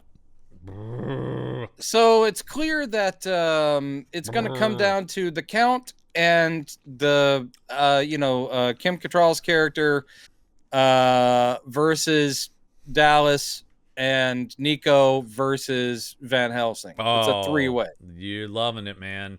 All the action is set up right here. Okay, now let's get are down we to the scene where Van Helsing and his guys bust in on Kim Cattrall? Yeah. Okay. Yep. So they bust in, they start staking Craig Ferguson, who once again kind of it's not as good, but Craig Ferguson is funny. He's kind of doing the Paul Rubens thing where it's taking him forever to die. Well, they're trying to play off that. They're like, "Oh, he's too powerful or too old." That's what Van Helsing says. That is one of the best bits in Buffy the Vampire Slayer. Yeah, oh, absolutely. Because Paul Rubens is a genius. Yeah, but here Craig Ferguson has like 5 different stakes sticking out of different parts of his chest and gut, and the gangbangers are literally just keep hitting them, and they're like, "It's not doing them in." And Van Helsing's like, "Oh, you have to burn him." And Craig they Ferguson burn is him. doing oh yeah, oh the pain. Yeah, and then they go into the bedroom. I feel sad for everyone. Oh, this is the worst, though. They go into the bedroom where Kim Cattrall's vampire lady gets tied up to the bed. Jesus Christ. I couldn't, literally, as we described this, just think, the whole time I was going, no, you can't. Very rarely do I go, I'm sorry, you can't put this in a movie. It's very true. This is just not okay. The gist is they're gonna kill her, they're gonna stake her, and she's laughing about it, and they're like, "What? She's a crazy bitch." And they're holding a cross to her, and she's like going, "You're not men enough to do me in." And they're like going, "I think she's horny, she wants to fuck." Yeah. And then we're treated to a comedic gang rape. Yeah, where she's totally into it, so that makes it okay. I think that's their thinking. But she's honestly okay. I don't know if this Why is Kim didn't Kim Cattrall Cattrall say, "Can I rewrite some of the dialogue, even if we're keeping the scene?" Because her character literally says, we should have gotten rid of all of your kind. Yeah. She's saying this Isn't it something like... Is it? Maybe it's in my head, but isn't it something along the lines of "you black bastards" or something like that? Or you dark skin? We should have gotten rid of your kind. Yeah, and I'm just going, oh no. Now she's saying it. They're implying that she's saying it as a way of, again, she's sexually taunting them. Yeah, and it's to make them so riled up that they will. And believe it or not, harder. And believe it or not, I don't care. And each one of the guys. They're like, "Oh, I'm in on this." Yeah. This is embarrassing. And she's in everyone involved. Full bat, makeup. Yeah, she has, even when she still looks like Kim Cattrall when they first mount her. And then they are taking turns and she keeps upping the ante, saying horrible things. And then she starts turning into a bat. For half a second, one of the guys who's doing her when she turns into a bat is like, "What?" And then he's like, "I don't care." And they keep going. I don't care because this isn't about sex. It's a power fantasy for us. Yeah, so each one at a time is hopping up and doing her. And this goes on too long. It's a horrible idea. It is very embarrassing. It's one of the worst things I've seen in a long time. This is one of the worst moments in the history of film. Really. It really is. Yes, we can't overstate that. And it's surprising because modern vampires I've heard of. And of course it's been mentioned and so forth. I've seen it around. I have never heard anyone talk about this scene. No, like bringing it up as something like, "Can you believe this existed?" And they should. They should. I keep thinking that. I just think no one saw it. I'm not about cancel culture, but I just keep thinking like, no one, whenever they're attacking Kim Cattrall for how she doesn't get along with her former castmates for Sex and the City, I can't imagine that no one's like going, oh, the lady who was in this thinks she's better than Sex and the City. Yeah. True. I'm like, this scene would kill anybody's career. Oh, God, yeah. And especially the people who made it, too. Jesus Christ. Yeah. Boy. Okay. Oh, my God. Let's get to the end of this thing, man. Yeah, let's go. So... Well, they do end up killing her. They do end up killing her, and Craig Ferguson and his wife die together. Yeah. And when later they're in the van, Van Helsing and the guys all start feeling weird. Yeah. And they've gotten vampire STDs, basically, right? Yeah. So basically, I like how blatantly this is dropped, because I think Van Helsing goes, I told you not to do it, because if you have sex with a vampire, you turn into a vampire. I'm like, what? Yeah, that's new. And I don't like it. And it's terrible and dumb. Yes. So you get that happening. Oh, before they left the house, though, one of them tries to shoot Natasha Gregson Wagner, but misses and hits Natasha Lyonne. Yeah, that's right. And that upsets Nico, because that's her friend and her mortal friend who introduced her to the wonderful world of paint huffing. They had such a great time huffing paint. That bonds you for life, man. Yeah. And guess what? Even though they're not explicitly showing it, everyone who watched the movie, you're going, oh, so she's going to turn into a vampire? Mm-hmm. It's supposed to be a surprise when she shows up. I love that they don't show it, and of course, it's immediately what I assumed had happened. You know what I mean? Yeah, exactly. Again, no one's sitting there going, "Wait, what? Oh, Nico, did they home?" That was all right. Reaction. So I can't remember. How does the Count abduct Van Helsing? Okay, so Van Helsing. Let's see here. Casper Van Dien offers up Van Helsing if the Count will let Nico live. Yes. He goes, I can get you to Van Helsing, and that's sort of the deal they make here. So what it ends up being is Van Helsing is being held captive in the murder club. Mm-hmm. It is embarrassing for him as an actor and a human being, because they are trying to shame Van Helsing by, he is bound, he's in like a box kind of thing. Mm-hmm. He is shirtless. Yep. And they have going, this. No, Rod Steiger. No. I know. They have a neck brace on him, and the reason for the neck brace is so that he cannot duck when they're trying to pour blood down his throat. Yeah. Gold. Oh God. Gold, man. And he's like going. And Dracula, Count Dracula, Robert Pester, by the way, screen's best Dracula, in my opinion, is basically saying, you Nazi bastard, you killed it. You think I'm a monster. You killed all those innocents in the camps. And then he goes, I did not kill innocents in the camps. I only killed the ones that were. And you're like, oh, God. I was only following orders. Yeah. I mean, that's basically where it gets to, right? Where you're like, oh, my God. But then, once again, when Casper Van Dien meets the now vampire gang members, he's like, "Oh yeah, don't let the Count know you guys are vampires. He won't like that." It's like, what? He's got a problem with brothers, and it's like, "Oh yeah, big time." I'm like, what? Whoa, what? Yeah. Let's just toss our beloved characters under the bus as Nazis and racists and. But also the plot had set up that his real problem is that you don't turn people without his permission. Yeah. So. Wasn't that supposed to be the answer? No, the problem is not when we can get in something racist. Yeah, Jesus Christ, man. But then that means that they're angry at the Count too, so they're gonna bust in and help Casper Van Dien kill the Count and all of his people.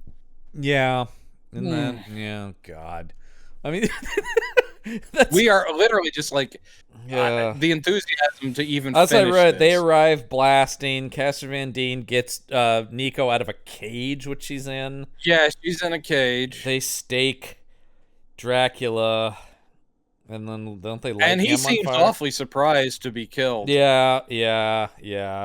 Don't they? They burn him too, because you get him running away in flames. Yeah. And except for it's not him. Apparently, it's a stunt man wearing a fire suit. Yeah, actually, that's the big twist. Dracula makes it out of this thing. How'd he swap that out, man? That's incredible. Oh, that would have been a plot twist. But anyway, so basically they win. The vampire, I guess, yeah. Vampire gang. I guess they're just like, Leon's cool, a man. We're vampire vampires now. Yeah, Natasha Lyonne's a vampire now. She kisses both Natasha Gregson Wagner and Casper Van Dien. And you're like, I don't know what this is about. Because they do one of these things like, well, like Dallas says, well, are you going to stick with me or are you going to stick with her? And then she goes, why don't we all just stay together? Then they all three kiss each other. And he's like, that's hot. I got no problem with that. And then it's like, but what happened to Van Helsing? And he goes, well, let me tell you what I did to Van Helsing. And then I feel like a real stinker about it. And you see two cops roll up, and there's Van Helsing running like a crazy down person. The street. And then he's on his knees, and you see he's got vampire fangs. Good and he's credits. Like, kill me, please kill me. No. Credits. Jesus Christ. This movie's horrible. This movie is horrible. And it's, we often have to, because of what we do on the podcast, differentiate. There are bad movies that are so entertaining. We have watched terrible movies.